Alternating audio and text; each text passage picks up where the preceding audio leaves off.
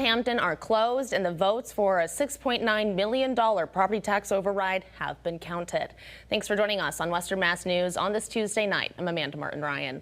The mayor's aide in Easthampton sharing the results with Western Mass News tonight, 30 minutes after polls closed, with 52% of residents voting in favor of the override. You can see the total number of ballots counted on your screen now, showing results came down to nearly 240 yeses, or 2% of voters.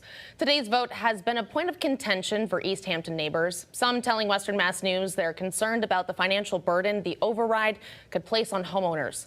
Others worried about potential cuts to schools, public safety, and other vital community services. City leaders say the tax increase will help stabilize the city's finances for years to come.